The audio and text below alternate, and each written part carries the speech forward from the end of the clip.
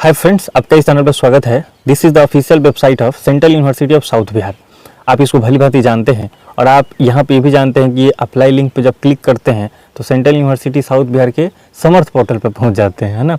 और यहाँ पे उन्होंने अपना जो टेंटेटिव डेट था उन्होंने स्पष्ट रूप से दिया था। और देखिए यहाँ पे फर्स्ट राउंड, सेकंड राउंड और थर्ड राउंड, और उसके बाद फोर्थ राउंड के बारे में भी इन्होंने जिक्र किया है कि फोर्थ राउंड 7 जून को आ जाएगा। इन्होंने थर्ड राउंड के बारे में बताया था कि 30 मई को ये ला देंगे, पर 30 मई को इन्होंने नहीं दिया था थर्ड राउंड के बारे में। उन्होंने 30 मई को उन्होंने एक नोटिस जारी किया था, आप यहाँ पढ़ सकते हैं।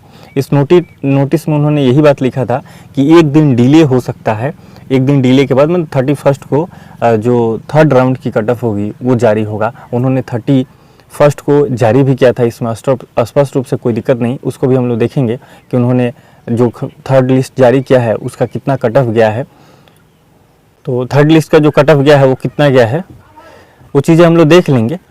30 मई को वो नहीं जारी कर पाए तो उन्होंने ये चीज़ें स्पष्ट रूप से बताया कि हम 30 मई को नहीं कर पा रहे हैं, थर्ड राउंड हम 31 को लेंगे, और उन्होंने एक नोटिस दिया था।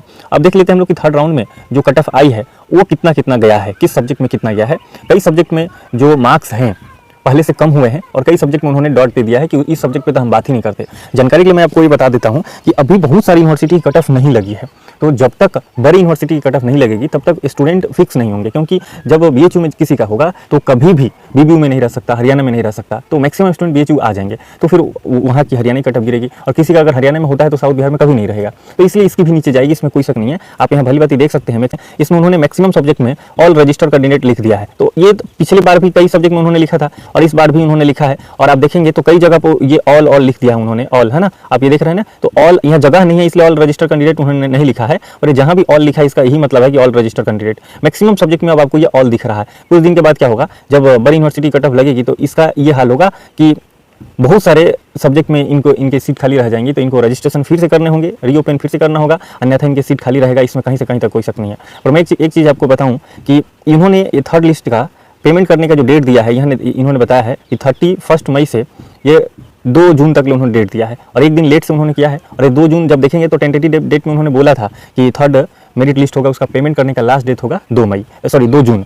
तो 2 जून को तो उन्होंने पहले बोला था, लेकिन 30 को ही वो लाने वाले थे, तो इट मे बी पॉसिबल कि वो एक दिन नोटिस देकर के वो बढ़ाएं कि हाँ एक दिन आप ज़्यादा पेमेंट कर सकते हैं, मतलब ये 3 जून वो दे सकते हैं। पर उस पर हमें नहीं रुकना है। अगर आपका इसमें लिस्ट में नाम आ गया है तो आप तो पेमेंट कर दे तो ज़्यादा अच्छा रहेगा, तो आप ये कर देंगे तो ठीक रहेगा। और एक चीज़ आपको ध्यान देनी है कि अगर साउथ बिहार में आपका नाम थर्ड लिस्ट में आया है तो निश्चित ही आपको एंश्योर करना चाहिए कि इसमें पेमेंट करना चाहिए। क्यों? क्योंकि देखो फर्स्ट लिस्ट में जिसका नाम आया है, और यदि आपने ये नहीं किया है तो मैं आपको पुनः याद दिला देता हूँ कि फर्स्ट लिस्ट में आपका साउथ बिहार में नाम आया था, आपने पेमेंट किया था। यदि फर्स्ट में यहाँ आया है तो आपको बीएचयू हरियाणा में करना चाहिए, क्योंकि अगर आप वहाँ करेंगे तो लास्ट में एक चांस तो बनती ही है, क्योंकि फर्स्ट में आपका यहाँ आ गया है।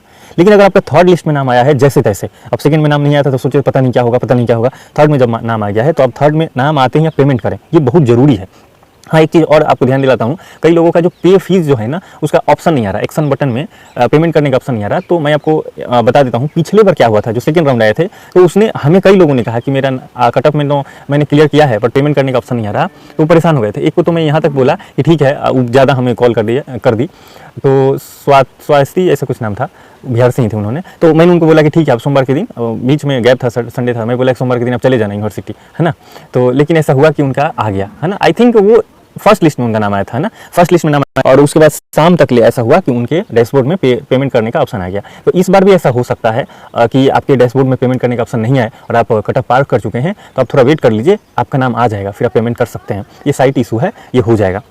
और यदि आपका फर्स्ट लिस्ट में नाम आया था, आपने पेमेंट यहाँ कर दिया है, बाकी किसी हरियाणा और गुजरात और ये आप राजस्थान या अदर यूनिवर्सिटी का वेट कर रहे हैं, तो मैं तो ये बोलूँगा कि फर्स्ट लिस्ट में आपका नाम यहाँ आया था तो आप बीएचयू दिल्ली यूनिवर्सिटी में जरूर करें, लास्ट तक चांसेस बनता है, स्पॉट राउंड की चांसेस बनती है ना। और यदि आपका थर्ड लिस्ट में नाम आया है तो आप जरूर पेमेंट करें, किसी भी तरीके से पेमेंट करें, क्योंकि जब आपका थर्ड लिस्ट में आ गया है नाम, आप पेमेंट नहीं करेंगे तो फोर्थ लिस्ट में ये जो सीट है ना वो किसी व्यक्ति को अलॉट हो जाएगा। इसीलिए तो राउंड 1, राउंड 2, राउंड 3 चलते हैं, इसीलिए चलते हैं।